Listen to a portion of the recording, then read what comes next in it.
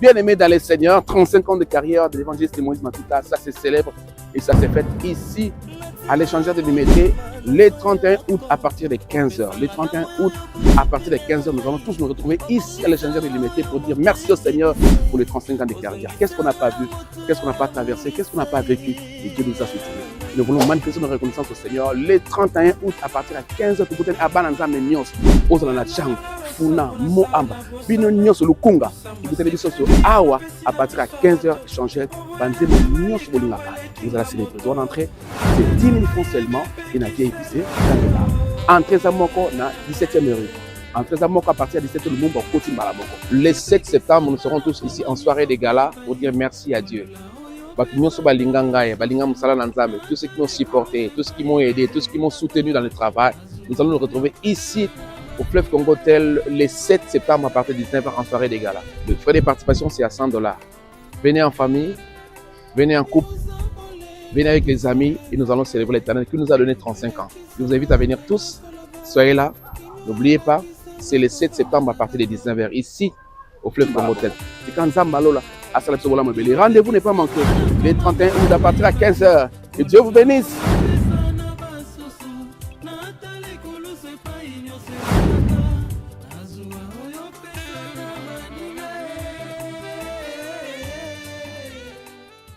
Mesdames, Messieurs fidèles de la Foi TV, bonjour et bienvenue dans votre émission Bonzambe Pe Misala. Bonzambe Pe Misala, une émission de la Foi TV conçue par l'homme de Dieu, l'évangéliste international, le pasteur Jean-Paul Maeta, l'homme de la foi. Dans Bonzambe Pe Misala aujourd'hui, nous avons ce réel plaisir de recevoir pour vous une voix limpide de la musique chrétienne, du gospel de notre pays.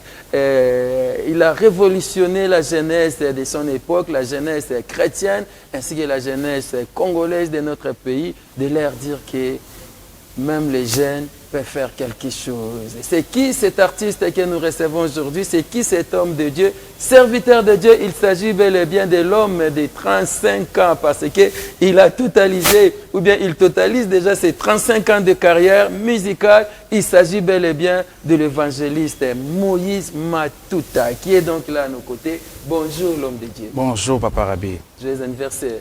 Merci beaucoup, merci. Wow, 35 ans, c'est pas facile. 35 ans, et ça facilité pour atteindre, pour totaliser 35 ans de carrière avec succès. Et je le féliciter.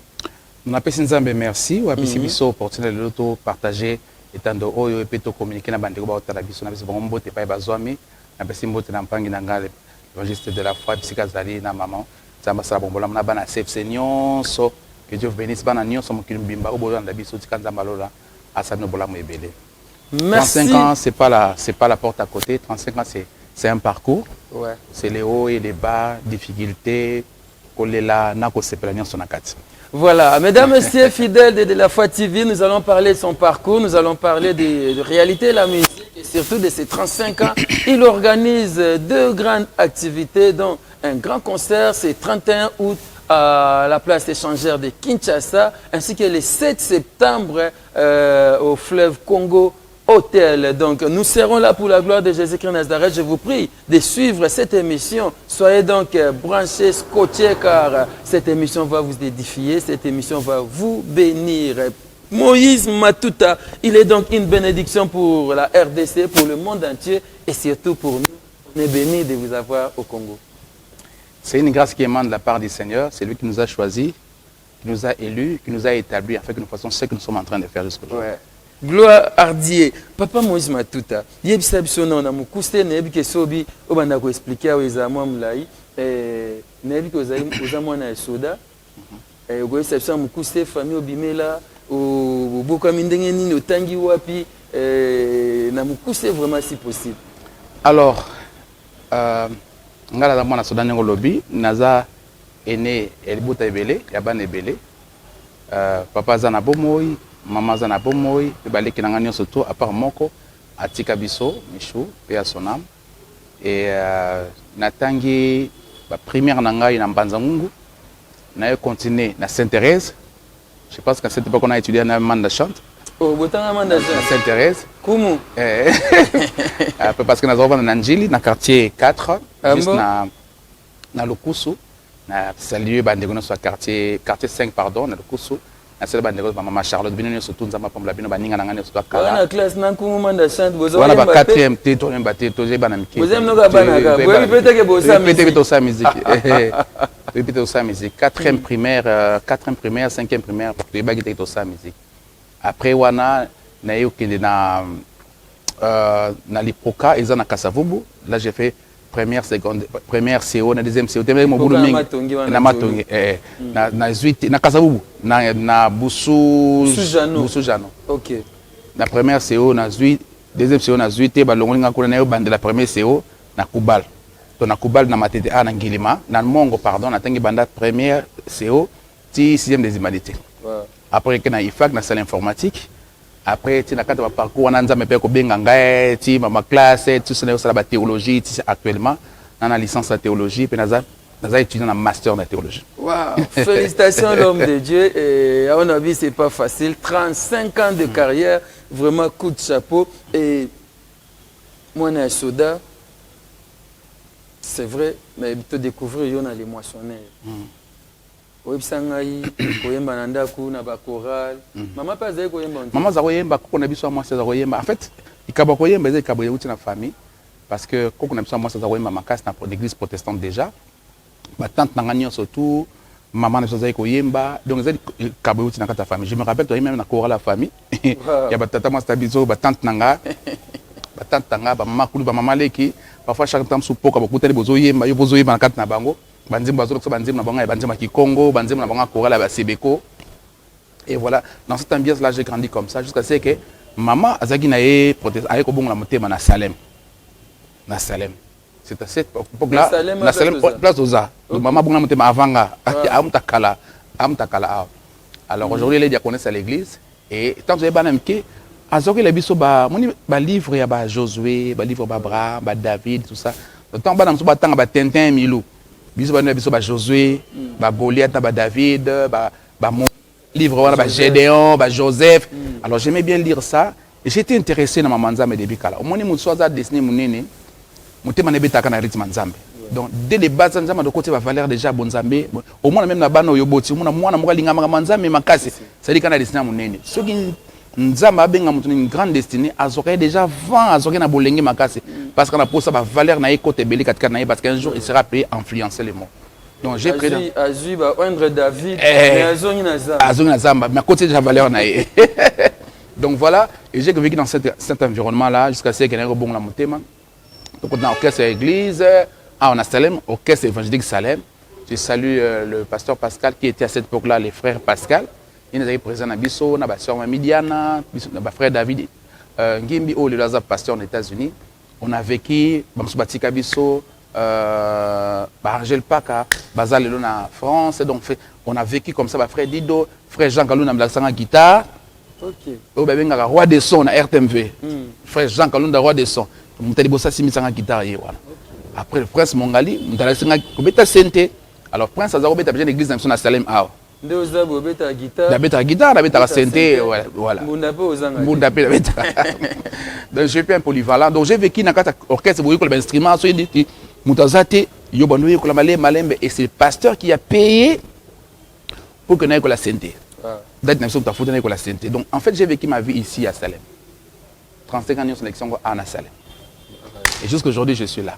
Voilà, tu découvres Kinshasa monde entier. Je rappelle que ce 31 août, nous serons donc à la place échangère avec l'évangéliste Moïse Matuta. Célébration, 35 ans de carrière. Somba Soma de Yaba bien, Otokutana, Tokobina, Zemunyo Sogolinga. Oya carrière née à 35 ans. Et Rosala Feti, Nebisio Kozangate, célébrer. Tout le roi, papa Moïse Matuta, Oyo. Et c'est un abisso, Tonoraka Bango, pour. Vina ba mumba ba élection na église bolenge na nyonso akomi tata na église azoko makoko kaka na musala nzambe papa Moïse Matuta to découvrir bino na les moissonneurs to kobeta lisono muke mais loko tikaki nga to sto sola bino pe lisolo yango ndeko na bino maître Serge a eu diplôme au fin na ndako wana Kasavubu sœur moko ko rendre visite donc sœur wana na vaneka na ndako Serge, maître Serge, 3e Nabiso, aujourd'hui un diplôme à cette époque là. Alors na vandi ka bo sœur moi côté azoto na frère Moïse pananga. Ana luka frère Moïse. Ngana bisi ah. Bazoto na yo pa na yo moko. C'était un peu bizarre na bi frère Moïse anga ya bi ah. Na tuni est-ce que ye binga bité na bioté mais ba pesa un message pour na yo. Ba pesa un message pour na yo. Et puis ce qui t'avance na bandi ko ibisanga makambo nyonso na vivre. Abinzamba otombola yo. Makambo 35 ans. Donc makambo nyonso na c'est-à-dire makambo na vivre na l'époque na makambo nyonso ko ya tilelo. Cette sœur là non c'est ça. Abi voyage de bosso sala en Afrique du Sud, na Europe, au Allemagne, voyage à liboso. Alors makambo nyonso to abi okosala okotambola na kotambusa yo mokili mobimba. Osala musala na ngai mais banga nzambe tambola na ngai. Za fidèle na nzambe nzambe mo mokili mobimba. Et puis ngazala mutama bondele zala mutu intimité makambo ba sacrifice makasi. Et puis, il y a lota. Après, il y a Bimi déjà. Pendant que numéro 17, ça doit numéro 17. Ce qu'on a 17, c'est au moins de côté vers 1. Côté ce que vous avez 32 ou 33. Donc, si vous avez Bimi, si vous avez soit à Bimi, soit à Keibo. Maintenant, Bima na balabala, na monnaie. Na c'est là-bas, non, c'est là-bas. Ah, toi, c'est on a toi, c'est là-bas. Mais au Luka Beto yeba aussi église nini. Kasi na landa ki yepo na yeba pona tuna maman au église nini est-ce que au sambela wapi donc na mona etalimo.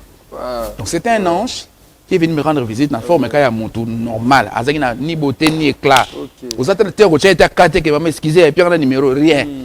Donc voilà et à cette époque là il y avait pas de téléphone des pété. Donc c'est comme ça et on a évolué et puis ti le lopé na yebe soka kenda wapité.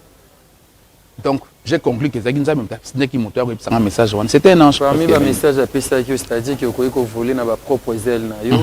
Et vous avez les moissonneurs. Moissonneurs en Afrique du Sud. Les moissonneurs. Non, les moissonneurs, ça brûle en toi. Même si tu veux pas, tu sens vraiment que au commis inconfortable parmi bango. Au commis, aux autres à l'est. Il faut ma cambouise à 4 et bima. Donc, ceux qui n'ont pas d'émotion, mais ils ont peut-être peut-être vertige. Donc, parfois, Dieu nous met au large en vie à mission pour confier. Et j'ai rêvé, j'ai aimé, quand je suis allé, ça fait 4 ans. Papa Lemono a confirmé, maman Lombon a confirmé, mon pasteur a confirmé ça, mon professeur, le bishop Jimmy Leta, dans la brèche, là où j'ai été gradué, a confirmé. Qui encore Papa Lemono a confirmé. Donc, on a un rêve, on a une vision, on a un message clair, net. Je me rappelle ici, dans la place de Zao, maman Lomo avant da Ao. On a zoyé, on a papa, on a un episayo, où il y a un lobby dans la tonto sola, parce qu'on a un message qu'on a fait ça. Et le lobby dans la tonto, il y a une journée louange Ao. Tant qu'on a intervenu, il y a un message, papa Christian, il y a une place où on a alors, bon, il y a un message de manière distincte. Il y a un message, mais le même message, mais nous avons appelé papa Christian, maman alors. Et on a un lobby dans la salon, on a B3J dans la salon. Na ke ebisinga kinsa tango yemba nzamba ebisinga na ebisa yo que wana zena l'émotion abi au travail na bango souté nzamba bengo yo moko au travail na bango te et nzamba musika mais tu seras et ça a été confirmé par papa mon na ebi était na force kana kasavu beaucoup na nazo kende na ba victoire et ça vous pieto mta makolo na bimi force na sando wana ko ta sekonde makasavu donc ça les croisements na papa mon azongi simabi ah papa yo yemba ka na bi oui ah na se rappeler na l'autre indot na moni ozo yemba na stade de martyrs mozaki yo moko na podium. Et puis il est parti. Donc, na ébité, na mon épété, na ébité, na mon épété. Donc, depuis on a petit lelo, na mon épété donc Dieu, c'est un appel du Seigneur. Dieu parle tantôt d'une manière, tantôt d'une autre. Et c'est comme ça que tout ce qu'ils m'ont dit jusqu'aujourd'hui, dans Viva Yango, je suis en train de sillonner par la grâce de Dieu le monde pour na koyemba, pour na côté, dans musala l'ensemble. La journaliste. C'était ça ma passion. Je voulais être journaliste parce que j'avais une langue facile. Je voulais un journaliste lobby. J'aimais vraiment ce travail. De présenter climatisation, complication. Mais maman parce que ma mère m'a consacré. Maman bonzangai. Yo réussit à musala na yo réussit à vie na yo. Ils ont musala nzambe. Mais maman ngafuna abi kunate.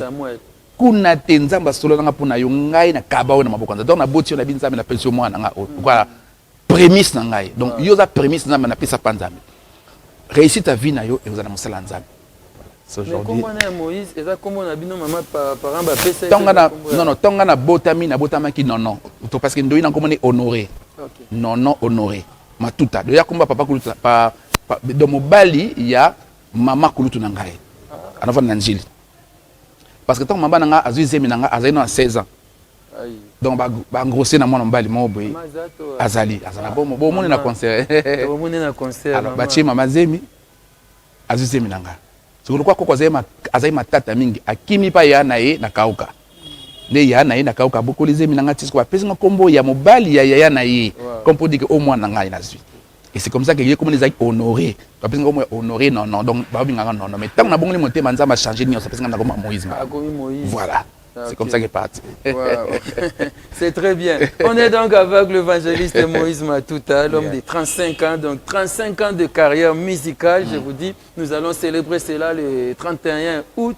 À quand échangeur, à Kinshasa, partout, tout s'est mobilisé, tous allons tout soutenir l'activité pour et qu'on a déjà Malamu Mingi. Et dans les moissonneurs, nga n'habite ba vidéo na zo mona à l'époque il y en a plus aux aigles quoi tala kuna ba en fait nga arrive vraiment tuna même mingi rumba mais il s'est trouvé que toujours qui producteur mongol le pasteur José Muzingo na PCMO te pa yazali tant à aux États-Unis aïe n'était basé na difficulté bandi ma louange zagité le bano babota mikuna voulant danser la musique du Congo ba bandi ba Pepe Kale tout ça parce que ba na bango à l'époque donc bango ba musique wana alors bana posa ba na musique Congo mais bazana elogo te ba ko passer la fête pe en tant que bana nzambe n'est-ce que tanga yabi beaucoup celle soit louange te pour permettre biso peso to na posa to sanjo la nzambe to za na musique na biso to ko sanjo la to ko bina pe et qui le quoi le bon mot ya commande nous sommes qui besoin pe de to na nzambe ezaki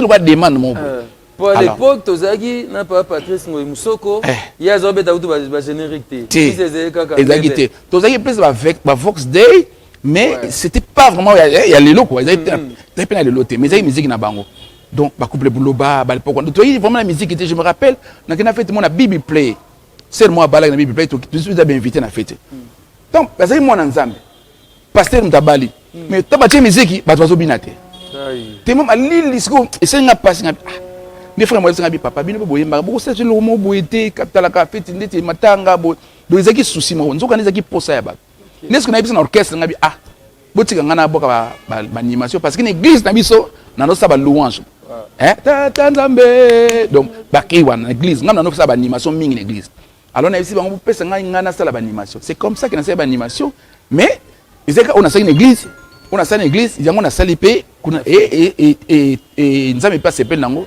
bana nzambe sepel nango allez moto epeli voilà et du coup bimi plus na bimi plus wana mais na kati na makambu ezai mosusu ezalaki na bima na caché wana parce que ezaki besoin autre à l'époque moni ezaki besoin à l'époque mais o bazo yoka lelo ninga wana yanga o bazo ka ninga wana et mais tous en époque wana chanson dansante moto générique mo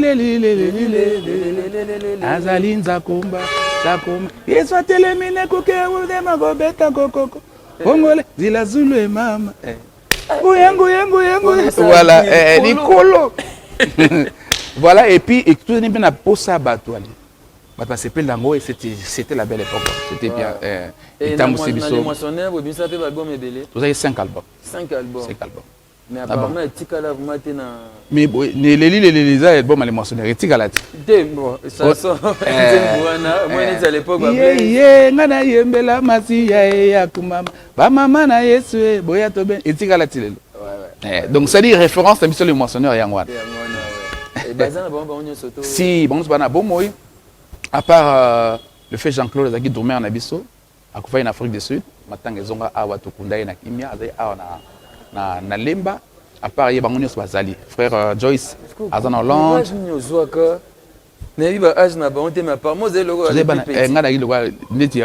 Donc c'est le jeune en fait, les jeunes. Mais est-ce que le courage nous soit ok signé ba vie oui ça bon kende ezaboué après répétition ici bon magengai.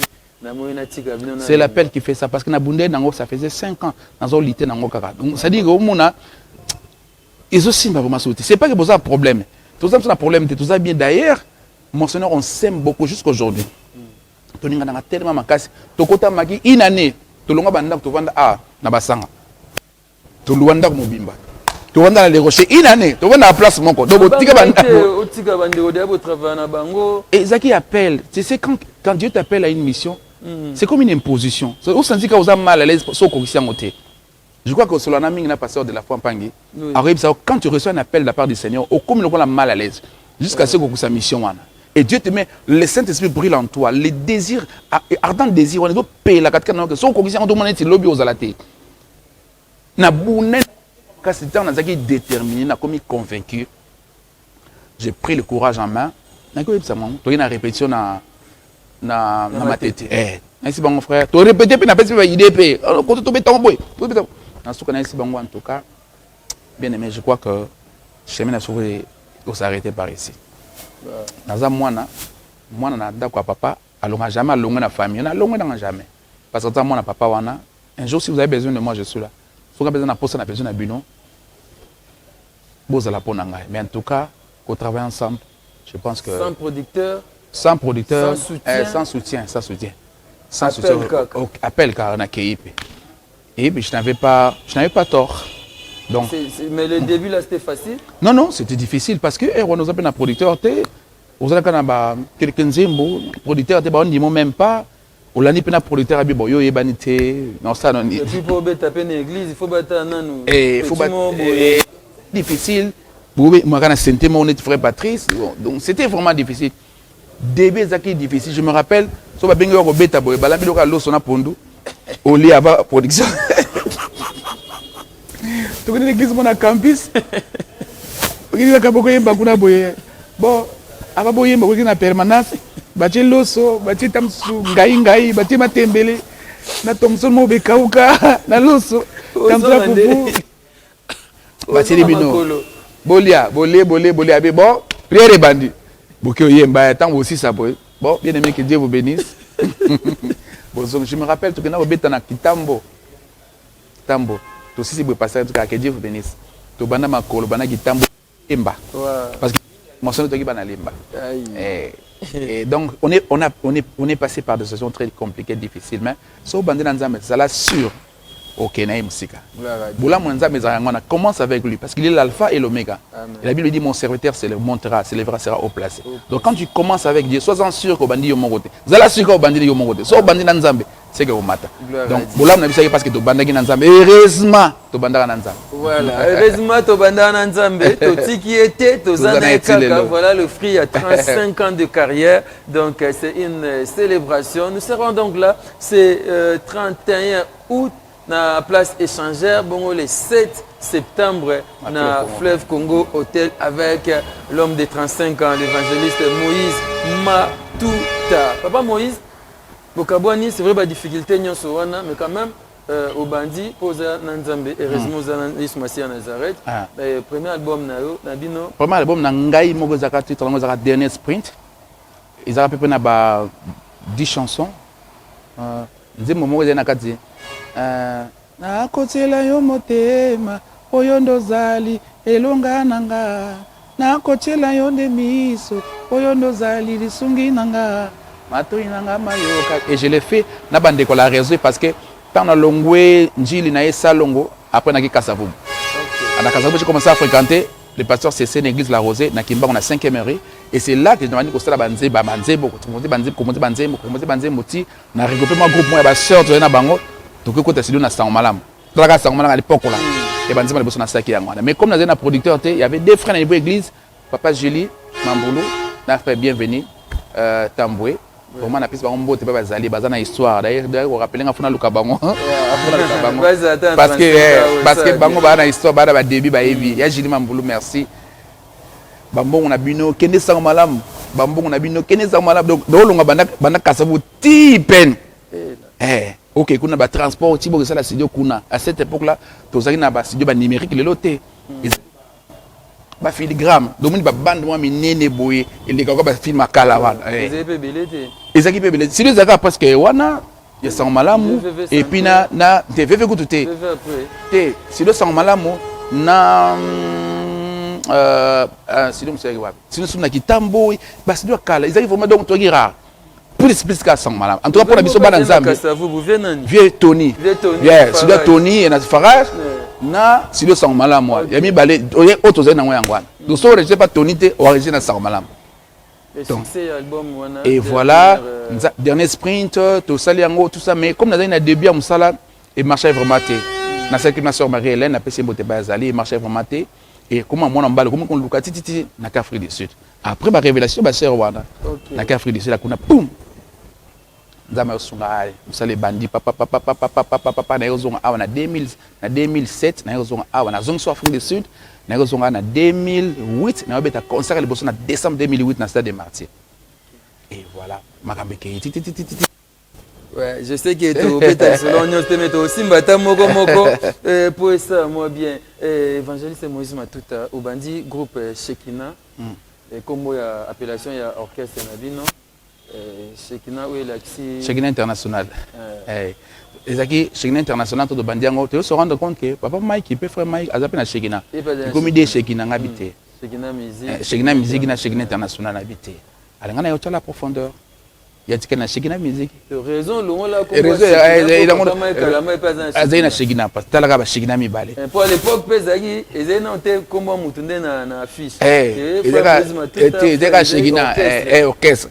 Donc ça il ngobé ça mal fait. À mon sens inspiré par rapport à la profondeur. La profondeur parce que et l'eau qu'on y soit montouya, faut qu'il y ait en profondeur pour zwango.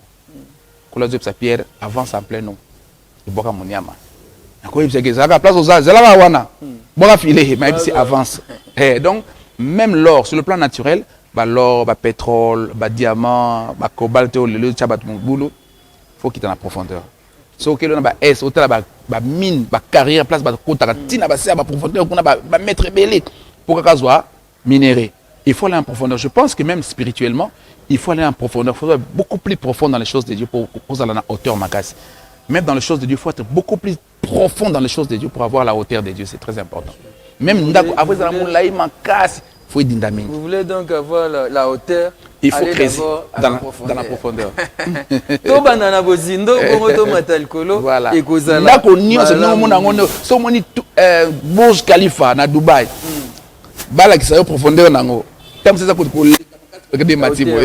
voilà. Des tours jumelles aux États-Unis, au Ben Laden à Bukawana. On va reconstruire wana so ba côté profondeur hôtel ba documentaire on ne ba sala misala na c'est avant matasus on y maté donc sont allés en profondeur pour avoir la hauteur la stabilité en hauteur. Wow. Un très bon compositeur qui vous a inspiré ou bien qui vous a appris l'écriture. Bon en fait na début ministère na début ko yemba na banda ko linga wemba kwa faire ino vumbi totika mikumba ni osepa inaye akopesa biso kimia à cette époque là on toujours imité bango. Mais tant que moi, je n'ai pas d'identité. Voilà. Au début, je n'ai pas d'identité. Je n'ai pas de la foi, tu n'as pas de malamu. C'est un vieux seul.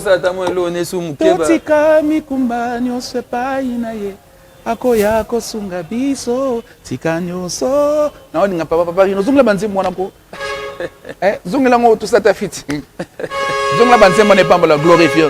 Bondela na kombo na yes. Donc à ça banzemba qui toko et binisa ba génération belé. Aujourd'hui nazo senga personnellement azongela banzemba. Et ça bien.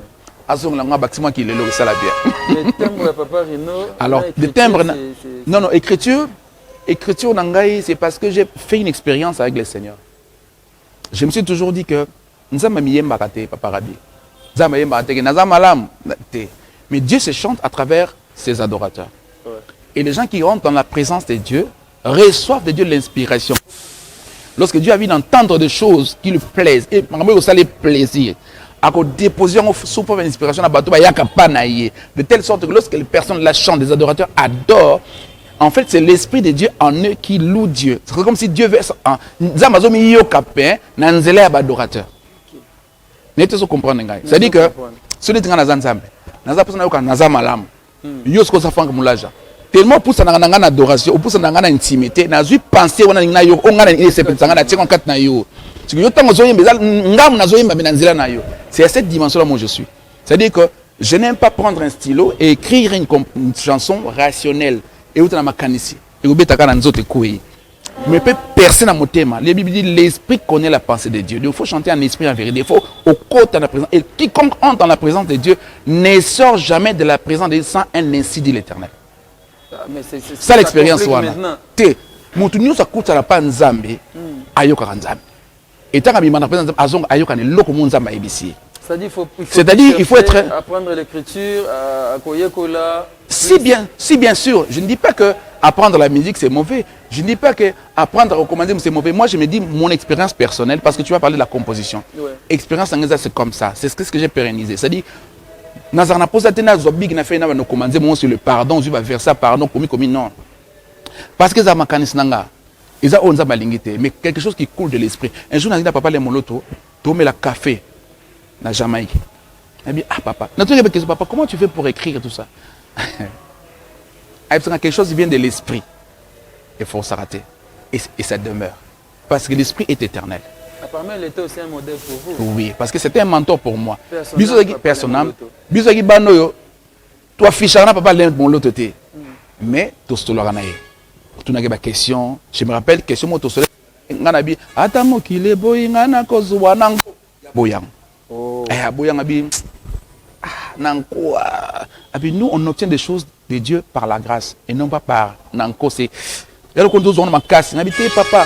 Ils ont mais non confesser la foi parce que la Bible dit la vie et la mort sont au pouvoir de la langue. Et celui qui aime à manger le fruit, celui qui aime le fruit de l'esprit à manger, et celui qui aime la parole, la parole mangera le fruit de la parole. Nabi ah papa, bon moi il peut couper ça malade. J'ai compris dans la vie et l'eau qu'on a sur l'ingari, il y a place aux ça. Les choses que tu aimes, tu apprécies, finiront par arriver vers toi. C'est comme ça que moi, ce sont des principes où il guide vinanga. Donc si on a lingé l'eau, on a sepé nango, suka suka goya pananga. Même muto lingaka, suka suka gomonae. Temo linga muto na mingi misuka suka beaucoup tenenzela. Na linga muto makasi nzaba senga ngolo na mona parce que tu aimes la personne. Na binza mais angai tellement na kola pe na ma difficulté bi ngata mo kile boy ngafuna bonga. Nanko. Nanko. Do atabo lingi ngai suka na ngai ko réussir. Et ça rencontre ce que la Bible dit, mon serviteur prospérera. Finalement, on a convaincu qui est. On a convaincu qui est. On a dit, papa, ça confession foi nanga. La Bible dit, si tu crois, tu verras la gloire de Dieu. Si tu confesses de ta bouche. Donc, c'est na lobby na monoko na tatoli o ezana motema nanga. Na tatoli o ngana zone d'image. Je confesse que je crois dans mon cœur que ngana réussi. Et par la grâce de Dieu, tu passes au comité là. Ouais, par rapport à l'écriture, si j'ai posé cette question, c'est pour Banzem rebelle tomeki kolanda banzem namneza ba mateya banzem namneza ba prière et tout ça il y a rétroviseur c'était à 3 h du matin parce que na rentré dans ensemble na Butu j'étais dans un ndako na pièce mon chambre mon la chambre na prière quoi quand vraiment je me retire dans l'intimité j'ai prié à 3 h na zip sanzambe na moni connaîti tableau moko ya vinanga donc na mona neti place na wuti na pa na komi na sanzambe na bosana te papa na ko bosana te ce qu'on nzeme matina motema motolo kolanga nazwami na mona prière motolo kolanga nazwami ko na yemba lelo yo eza nini donc za nzembe wuti na prière et après la Bible na prière na komi ngo mola maboye na ko bosana te ye nzema mpangi oyemba mwa so po basi se retrouver motolo kolanga nazwami ko na yemba lelo yo eza ninye ezangolu ebutina nzambe motolo kolanga na longwa paye na koma mwana nzambe eza ninye bola mwa boye na ko bosana te o yeso nako wanga na te Ola muna yo ponanga bitumba ya butu bundela ngai. Donc c'était dans la prière maïmi c'est tout le temps. J'ai chanté de Dieu belé, je vous dis le cas du révérend évangéliste Jean-Paul Maître. Voilà nzema mutema na ye, nzema mutema na ye pangi. Papa Lema. Papa Lema diamonique. Papa Lema. Nazé kuna dernièrement bana nyo surtout que c'est notre espérance. Ouais. Séminaire zaki bien boyambenga bien tikanza malola pambola bino. Mais ce qui je pense que les jeunes au bazoya simabino no boya na 35 ans na émission au bakozwa et sunga bango peut-être mitung sago luko koma ya mabete mais plus kene na profondeur kozwa banzembo kuna kitano ga mozindo lo sambo ga non mais l'esprit parle mieux que nous. Ouais. L'esprit a les mots, a les verbes, a la langue qu'il faut, le moyen pour communiquer. Ouais. Âme nabi son esprit tout ça limité. Et la Bible dit l'esprit de Dieu connaît la pensée de Dieu. C'est-à-dire mon lit mon ensemble, ce qu'on a présenté à opé ça yo makambo nano idobate. C'est-à-dire que loko mo bita muto ki on pas. C'était abakakata ni seyo lineti abakufa miso. Oyo kango te. C'est quelque chose qui vient de l'esprit. Et outi wana. Oh, et outi wana. Oyebo makavi ya moto. Oyo kango déjà wapi. 3 jours à retraite d'Angola, dans le confinement. J'étais dans la prière, nous avons inspiré, on a un poème. Ah oui, oui, c'est ça comme thème. Et simbi sakamoto, et teli simbi so, et ça va spécialité na yo. Temati singa, attention, et beli singa estoma, nako bangate, na lola yawe na ngazali. Tanatangisi maina miso, espare silinga na se, na mata na ngomba, na lola solution ezali. Tanatangisi pinzoli, na chambre nga moko, tikana fuka mana sekele nzamba koyo kangai. Aïe, aïe, aïe, aïe, vraiment, vraiment, ce n'est pas le chant parce que tu as un compositeur, un compositeur est belé, il y a un nzembo, tu as un nzembo à danger, il y a un papa, l'auto, mais vous avez tous une particularité et ils ont intéressé. Déjà, à partir de rétroviseur dans le lobby, par exemple, une chanson où on comprend les aussi la tête, les aussi la tête. Et elle m'a passé parce que elle m'a passé et si là parce que quelque chose qui vient de l'esprit. Quand ça vient de l'esprit, c'est toujours succulent, c'est toujours bon. Quand ça vient de Dieu, c'est toujours bien, c'est toujours ça nous bénit. Et ça n'a pas une frange d'âge, ça n'a pas et ça n'a fourchette moroté à temps. Au lobby n'andimwana ata au lobby au bomba. C'est-à-dire n'a bien fait Nzambe. Donc ata na bomba moté pelinga mo soka soka na tatra pona zwa kimia. Et ça quand Dieu te fait quelque chose de bien, Nzamba sero bola mobo, c'est on a posé ça au témoignage. Ça c'est le témoignage. Parce que celui qui fait la prière peut oublier sa prière. Parce qu'à cause de sa mémoire qui est courte, celui qui fait sa prière oublie la prière, mais celui qui exauce la prière n'oublie jamais la prière. celui qui prie peut oublier qu'il a prié. Moyanoli abosa nagate et loko basengaki. Mais moto asengaki akobosa. C'est comme un enfant, non? Ah, senga te bloqué belé bon tam sous 2 mois passé senga papa abosa na nege. Ay na senga papa lo movi. Mais papa ebege no mona na posé loko. Un jour a bengu abi, moni loko senga na abosa na te.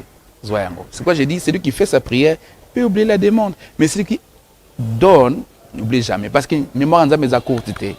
Donc ma prière na 2002 aujourd'hui ma ramozo vivre pasteur Rabi et ça ma ramozo senga tam sous na 2006. Au moins tu peux pas croire naba et so taliba ba makambo ebele to senga nzambe to bosana et mo bi nzambe le logo ngana bosana ba rappelé pas mutu mususu ke na les prières kanga so zana abtida ko koma makambo so senga nzambe koma na kayangwe ko bunga parce que le temps de la récompense, le temps de la réponse dépend de Dieu. La Bible dit Dieu fait chaque chose bonne en son temps. Le temps de l'homme, et c'est la magasiko. Nous avons besoin dans 2 mois. Mais pour nous, nous avons bon. Si on a besoin de 2 mois, on va supporter un macasse au pengwa. Nous avons besoin de mature, on va équilibrer, on a la possibilité que ce soit personne le supporter parce que nous ne sommes pas supporter. Il y a certaines personnes qui aujourd'hui dans l'église, parce que nous avons comme nous avons la baronne na qualité. Abisona bambi li pamboli on a perdre. Donc j'aimerais le voir dans mon entourage que de le perdre en les bénissant. Ba donc sous nzamba biyo za na ndengwana parce que makamono lige bota katona ne botité ba maîtrise zana nouté crainte zana nouté ozana no fidélité ozana honnêteté sona piso biloko et bebisayo et bebisayo tu sais que l'onction peut te transformer en fugitif. David Batia m'a foutu à ma qui m'a sauté Saoul. Tu vois? Donc, il faut la maîtrise. Tinza mamona makamone koti 4-4 na yo. So ça pour sa maîtrise en bon côté, a repose bien bon côté. C'est le cas, vous bandi groupe Nabino très bien, vous bundi, vous recruter, vous bandi naturellement moté ma très belle chanson succès ballon lieu leader, ballon lieu na mouvement. Ah, je n'aime pas parler de cette époque-là. Baptiste ballon. Ballon ngado, ezama mbeyaka mais bon. Aujourd'hui, on s'est réconciliés. Ce sont mes amis. Au moins, on a un concert. Par rapport à Yamakambolo, vous avez dérangé oui, bien sûr. Et cela peut passer. Mais tout ça, ça fait partie de l'école. À chaque fois, il n'y a pas de couronne. Il n'y a pas de couronne. Il n'y a pas de nom qui soit au-dessus de tous les autres noms sans passer par la croix. Dieu ne peut pas t'exposer s'il ne t'a pas brisé dans le secret. L'or ne peut pas briller, être exposé comme un vase sur les dans mon côté. Parfois, Dieu nous enseigne à des difficultés, à des épreuves. Et ça va pas enseigner un peu sur le leçon derrière ça. Ne refuse pas les épreuves.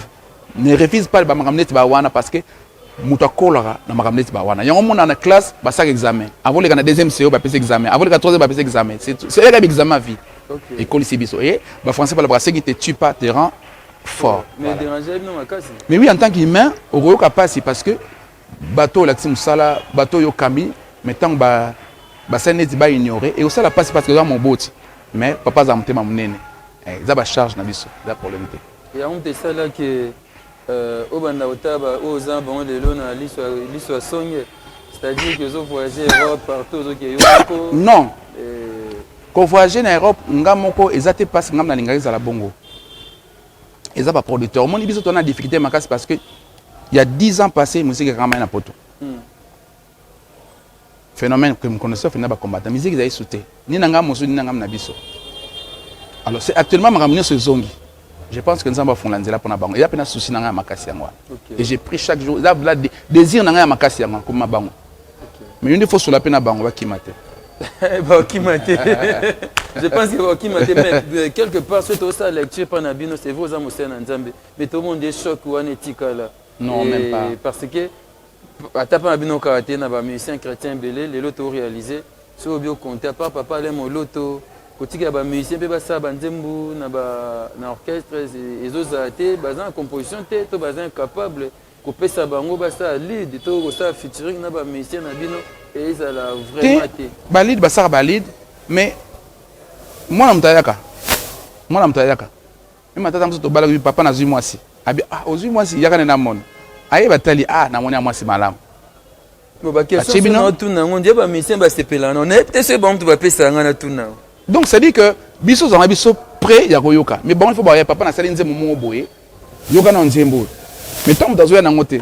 Mais il n'y a pas de succès sans successeur. Justement, il faut que l'enfant lui-même à son niveau, l'enfant soit dans la difficulté, il n'a pas de devoir, papa, je n'arrive pas à faire ça. Ou aider que ça, il faut faire ça, calculer les aboyés, aidez-moi parce que moi, on a présenté. Vos enfants sont incapables de faire ça. Non, non, ce n'est pas qu'ils sont incapables. Nous sommes qui parlent.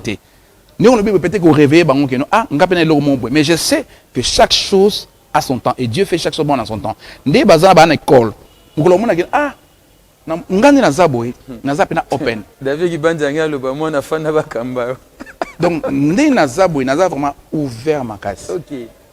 Mais pouvez parce que moi na ça si moi na ça ka makam oyo papa ça collé quand même au papa ça. Ça c'est ba moi maïla le ba lokola. Tata et puis a collé quand même papa na makambo ya sali. Aujourd'hui papa na biso koko na biso Pépé. A cette makambo mayata zo salaté. Pépé de Kuta Miguel ici. Beaucoup de respect na sali papa et pas yazali. À salam maman papa so salaté. C'est l'enfant est appelé par sa destinée à faire plus que même au moment. C'est là Nazoya justement. Maintenant au niveau de l'enfant lui-même, au niveau à moi na yemoko. Il faut avoir la volonté, il faut avoir la détermination, vouloir ressembler à son père, aller même plus que ça. Ils ont un désir à mon tour. C'est mon fils. Il a fait voilà. Après tu n'as pas concert na showbiz. Je suis pas là sur place mais dans cette vidéo on affichant on a concert. Va avec tu as mon onction. J'ai pris pour lui et puis il fait son travail. Parce que papa c'est un papa ça comme on a banana et bazosane. Justement. Donc banana on a tout kamba. On a échangé tu na fleuve Congo hôtel ba bimse au moins papa Moïse. Voilà. Il y a Salabo. Il y a Salabo. Papa les molo toto moi papa Toms. Maman na de. Bomona bango.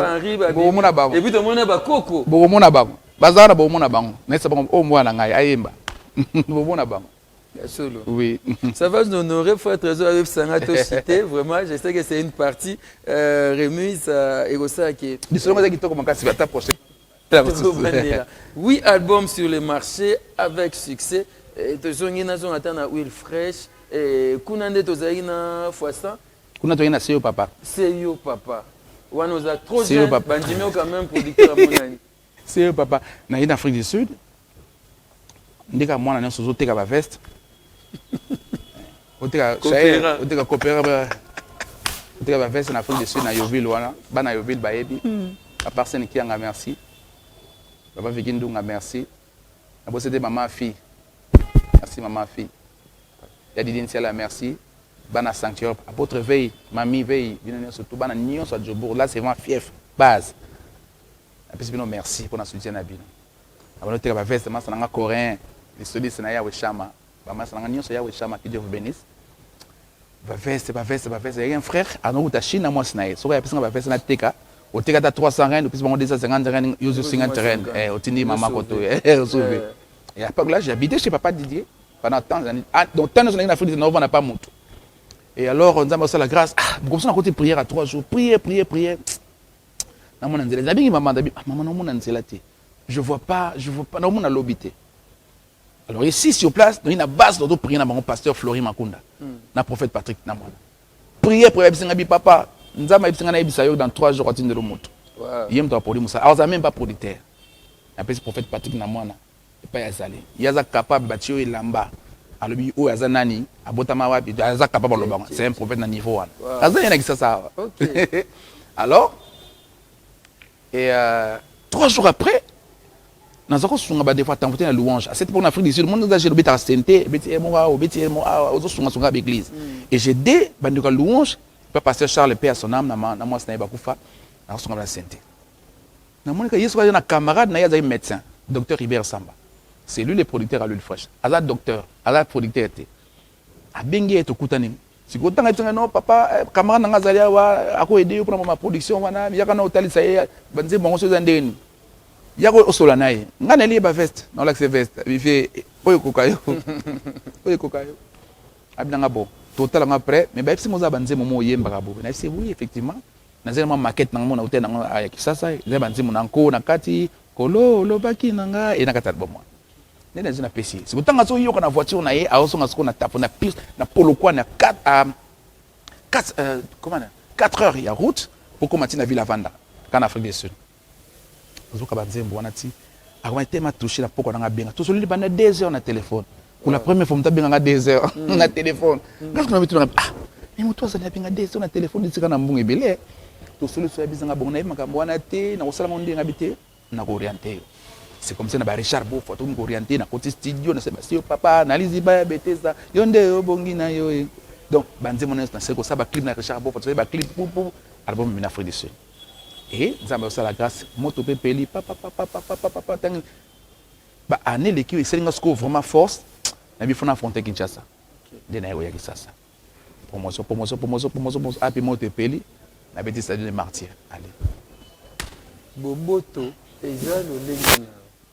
Ko salisa, bazo lokalisa. Koyokela mawa habitude na yo. Loboko yango lukitisela ezana pamba te babengi yo mosungi ya bato. Oyo memanga mbo ya mitungisi na ngai ozana miswa moto na etaleli ya mawa nzamba ba oyo bakoya bazosenga bolimbisi bazana pa papa kotika te bakakola yo pona kana ngai oyebi nini ezonyokola motema na ngai silisa pasi ya mitemo ye eleli mingi. Vraiment de très belles phrases, de très belles mélodies et de vraiment atuni ngai bozani na moi polémique je sais que tu okota kuna te. Abi pas moi tout abeta ma style ni ngani simbo ngana amateur à musique na ebi mate est-ce qu'on dirait abeta Odemba ozani ba rumba oya ba papa Franco bazaro beta ba rumba moi zaki pareil bon je sais pas OK jazz na ya je sais pas trop en tout cas franchement avec sincérité de cœur na ça ba différence té je suis artiste.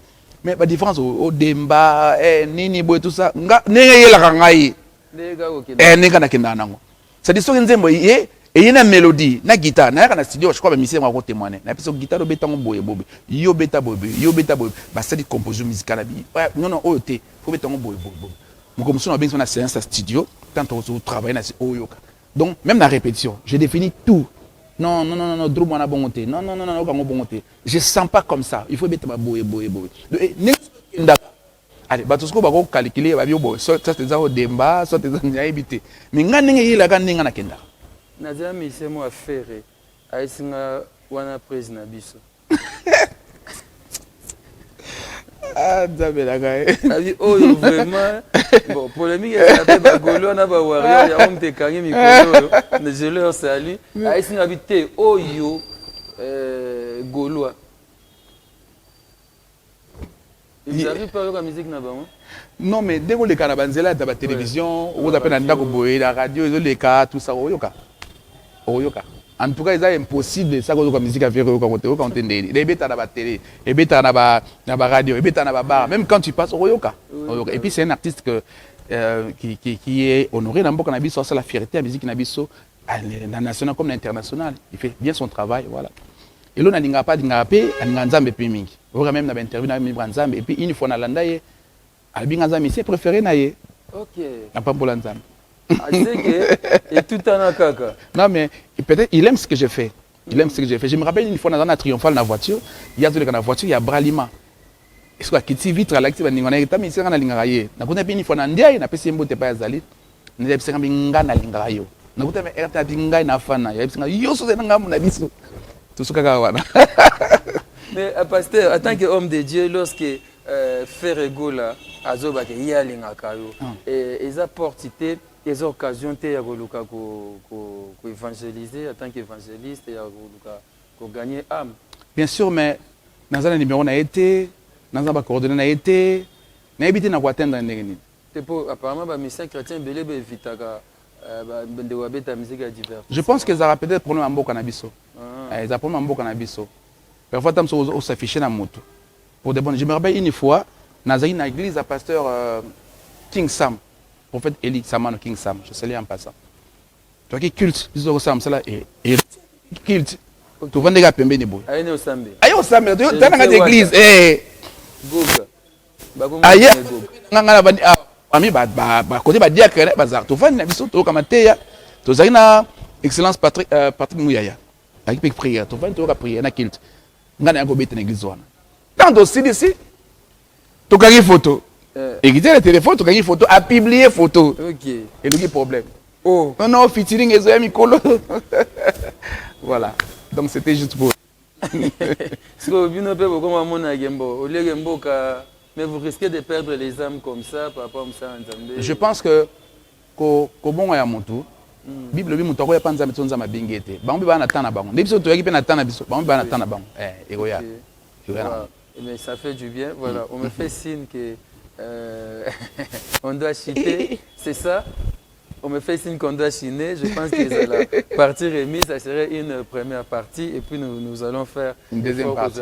Mais ce que les gens doivent retenir, c'est le 31, 35 quand on célèbre. On a dit non, merci Ngamote. Non, merci Nabana CFC. Bango nyonso to bango ba supporter biso balinga musala to salaka ba presa kanzambe longo na biso to boya bele bana CFC nyonso to bino boza bana nga pour na zamu ninga ya papa na bino vous êtes vraiment mes enfants ko banda mutali koloti na mutasuka ba bevi ba mama fele nyonso CFC bino nyonso to bana chorale église ma CFC ozala wapi ozala ya Braza ozala ya Angola ozala Lubumbashi Katisa Yaka eza moko na bino nazo célébrer 35 ans. Donc boya et belé to bingi bana nyonso ba église nyonso bisika to leka to tikata ata pierre mouké d'édifice wana. Tozo mérité par la grâce de Dieu soutien na bino. Boza parmi ba jeune oyo ba révolutionnaire jeunesse ba talisa ki yo moko pe lenge oko sa pe makambo. Ki li pe ndimi yango biso Tozo félicité Bino. Merci. Ça vous salue pendant 35 ans. Déjà dans parcours expliqué. Je sais que OK, normalement le mbango Tozo a détails programme est surchargé.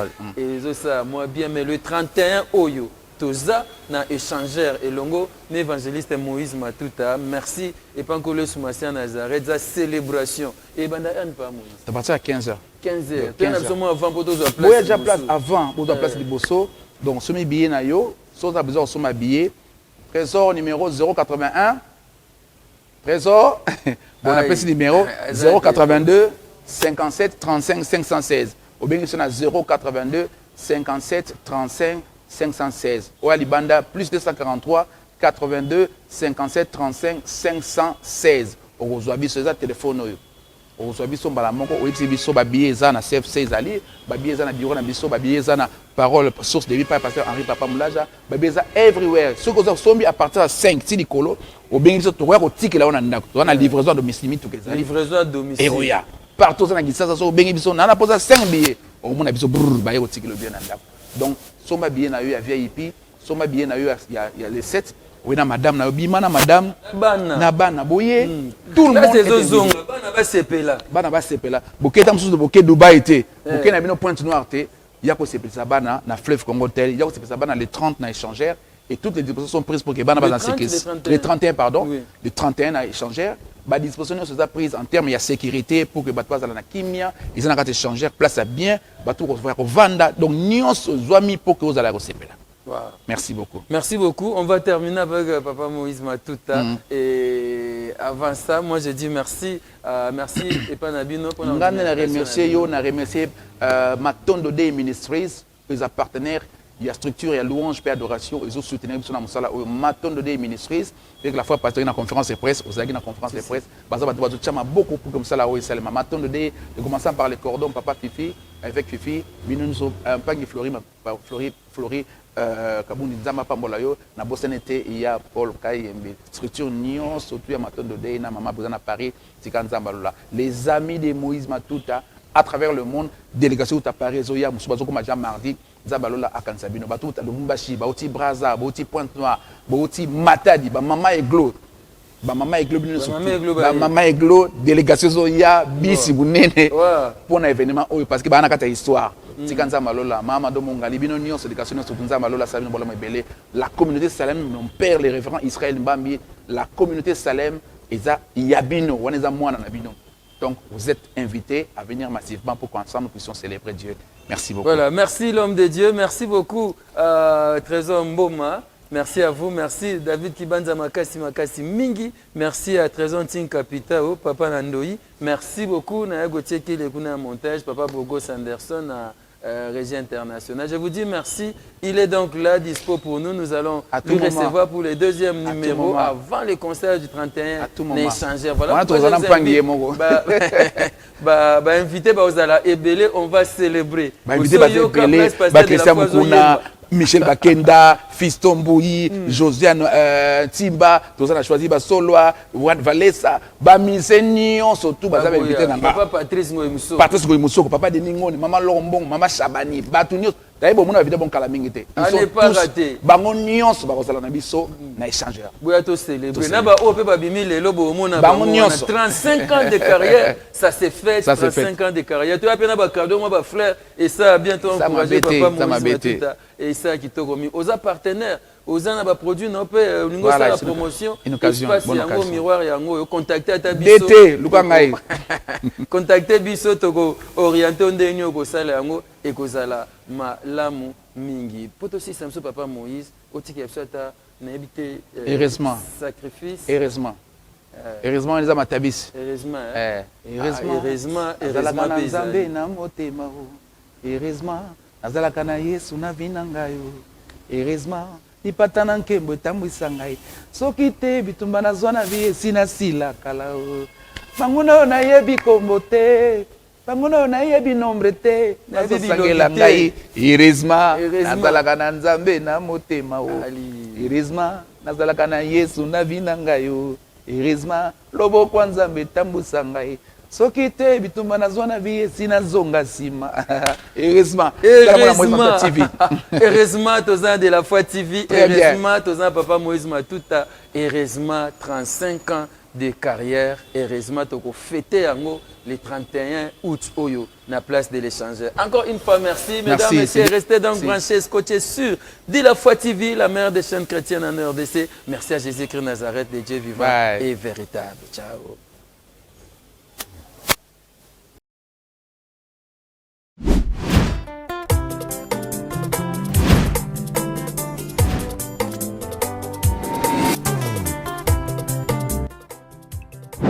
Bien-aimé dans les Seigneurs, 35 ans de carrière de l'évangéliste Moïse Matuta, ça se célèbre et ça s'est fait ici à l'échangeur de Limité le 31 août à partir de 15h. Le 31 août à partir de 15h, nous allons tous nous retrouver ici à l'échangeur de Limité pour dire merci au Seigneur pour les 35 ans de carrière. Qu'est-ce qu'on n'a pas vu?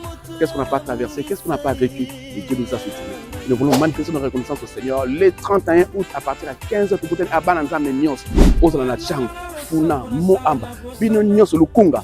Vous allez sur Awa à partir de 15h, échanger, Banzemo Nyos, Bolingaka. Nous allons célébrer. Nous allons entrer, c'est 10 000 francs seulement, et n'a pas épicé.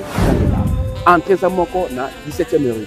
Entrée à Moko à partir de 17h, le monde va continuer à Moko. Le 7 septembre, nous serons tous ici en soirée de gala pour dire merci à Dieu. Tous ceux qui m'ont supporté, tous ceux qui m'ont aidé, tous ceux qui m'ont soutenu dans le travail, nous allons nous retrouver ici au Fleuve Congo Hotel le 7 septembre à partir de 19h en soirée des galas. Le frais de participation, c'est à $100. Venez en famille, venez en couple, venez avec les amis et nous allons célébrer l'Éternel qui nous a donné 35 ans. Je vous invite à venir tous. Soyez là. N'oubliez pas, c'est le 7 septembre à partir de 19h ici au Fleuve Congo Hotel. Et quand Zambalo là, rendez-vous n'est pas manqué. Le 31 août à partir à 15h. Que Dieu vous bénisse.